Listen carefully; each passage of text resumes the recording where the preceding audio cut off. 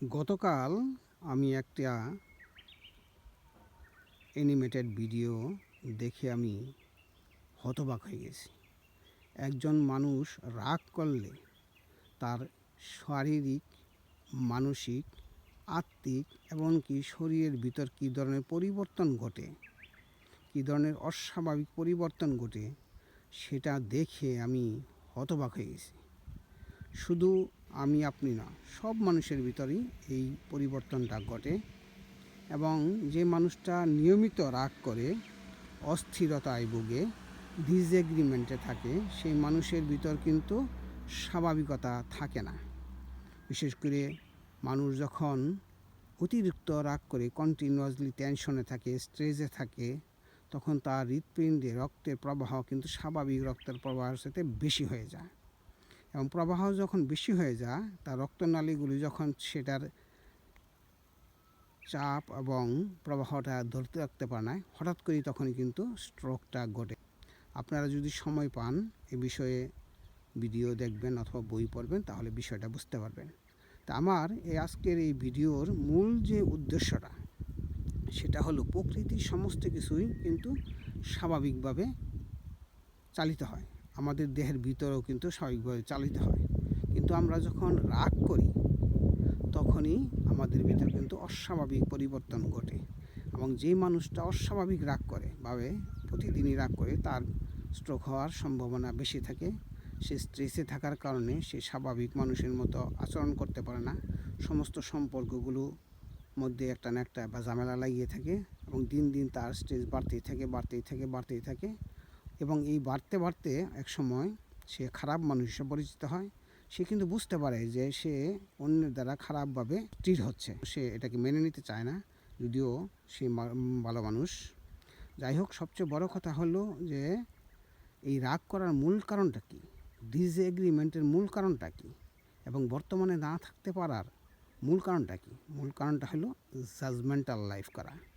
অমুক বলো তো তমুক বলো না, এটা বলো তো ওটা বলো না, এটা করা দরকার ছিল ওটা করতে পারি নাই, এবং অমুকের দোষ তমুকের দোষ, মানে সবসময় কন্টিনিউয়াসলি একটা অস্থিরতায় মানুষ যখন জীবনযাপন করে, তখনই কিন্তু মানুষ বর্তমানে থাকতে পারে না, এবং সে তখন জাজমেন্ট শুরু করে, এবং তার জীবন অসুখী হয়ে যায়, স্ট্রেসে ভরে যায়। শুধুমাত্র কিন্তু অর্থনৈতিক কারণ না, সম্পদের কারণ না, পদের কারণ না। অনেক বিত্তশালী মানুষ, অনেক বিখ্যাত মানুষ, অনেক বড় বড় পদের অধিকারী মানুষও কিন্তু তাদের এই জাজমেন্টাল লাইফের কারণে অতিরিক্ত রাগ করে, পাওয়ার পরেও অসুখী থাকে, এবং যার ফলশ্রুতিতে তারা স্ট্রোক হয় এবং বিভিন্ন ধরনের অপ্রত্যাশিত রোগবালাইয়ের শিকার হয়। এবং মানসিকভাবেও কিন্তু সে অশান্তিতে থাকে, সব পাওয়ার পরেও সে সুখী হতে পারে না, এবং আত্মিকভাবে তো হয়ই। আর পাশাপাশি রিলিজিয়াসলি তো আমরা অলরেডি বলা আছে যে যে মানুষটা অতিরিক্ত রাগ করবে সে মন্দ কাজে যুক্ত হয়ে যায়।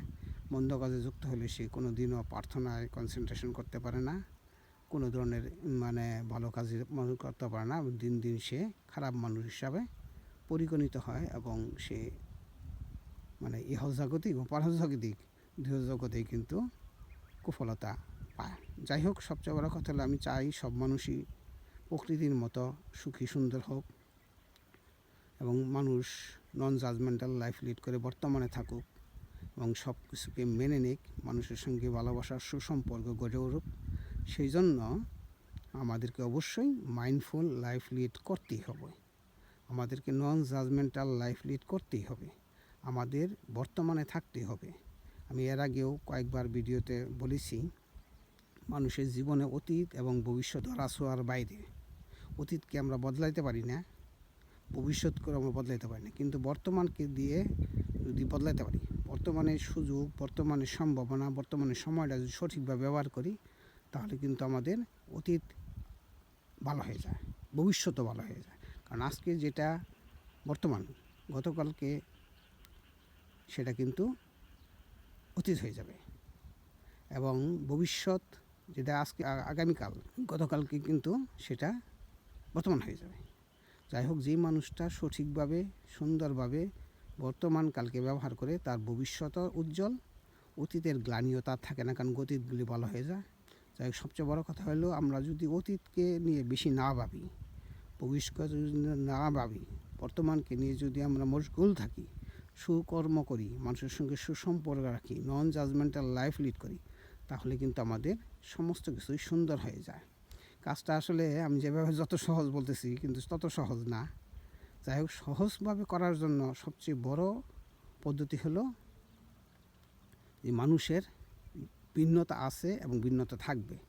আমার এই চ্যানেলে অনেকগুলো ভিডিও আছে আত্ম উন্নয়নের, আপনারা যদি সময় পান দেখবেন। আর সবচেয়ে ভালো এবং উপকারী ভিডিও আমার একেবারে 25-30 বছরের শিক্ষা, সেটা হলো I am okay, you are okay, তুমিও বলো আমিও বলো। এটা যদি করতে পারেন তাহলে আপনি নন জাজমেন্টাল লাইফ লিড হবে। আপনি তখন মাইন্ডফুলনেস লাইফ লিড করতে পারবেন, বর্তমানে থাকতে পারবেন। আপনার জীবন থেকে সমস্ত প্রকার অস্থিরতা, ডিসএগ্রিমেন্ট চলে যাবে এবং আপনি হয়ে যাবেন একজন সুখী সুন্দর মানুষ। সবার জীবন ভালো হোক, সবার জীবন মাইন্ডফুলনেস হোক, সবাই সুখী শান্তিতে থাকুক এবং সেই কামনাই রইল। আরও আমি প্রতিদিনই এই ধরনের সুন্দর সুন্দর এক্সপেরিয়েন্স এবং আমার অর্জিত জ্ঞান আপনাদের সঙ্গে শেয়ার করব। আশা করি আপনারা উপকৃত হবেন। ভালো থাকবেন, সুস্থ থাকবেন।